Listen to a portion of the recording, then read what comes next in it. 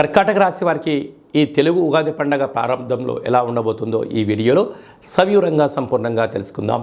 కర్కాటక రాశిలో ఏ నక్షత్రాలు వస్తాయనగా పునర్వసు నక్షత్రంలోని చివరి పాదం 4వ పాదము, పుష్యమి నక్షత్రంలోని 4 పాదాలు, జ్యేష్ఠ నక్షత్రంలోని 4 పాదాలు కలిపితే కర్కాటక రాశి.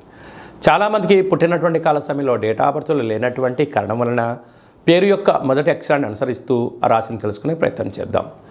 హే, హూ, హే, హో, డా, డి, డు, డే, డో అక్షరాల వారందరూ కర్కాటక రాశి జాతకులే. కర్కాటక రాశి యొక్క అధిపతి చంద్రుడు. వీరికి ఒకవైపు అష్టమ స్థాన శని సంచార స్థితి జరుగుతున్న విషయం తెలిసినటువంటిదే.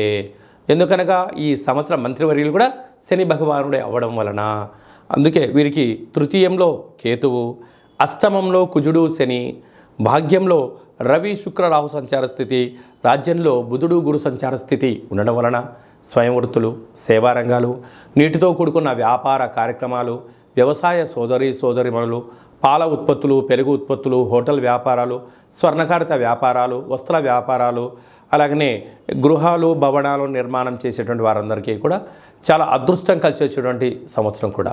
కాకపోతే స్వల్పమైనటువంటి యంత్రాలతో, ఆయుధాలతో, కొరముట్లతో వాహన ప్రమాదాలు పొంచి ఉన్నాయి. కనుక వీలైనంత వరకు ఈ సంవత్సరము మీ యొక్క జన్మ నక్షత్రం రోజున అష్టమి అమావాస్య తిథుల యందున, పూర్ణిమ తిథి యందున జల ప్రయాణాలు, దూర ప్రయాణాలు, ముఖ్యమైన సభలు సమావేశాలు వాయిదా వేసుకుని ఉత్తమోత్తంగా భావించగలగాలి.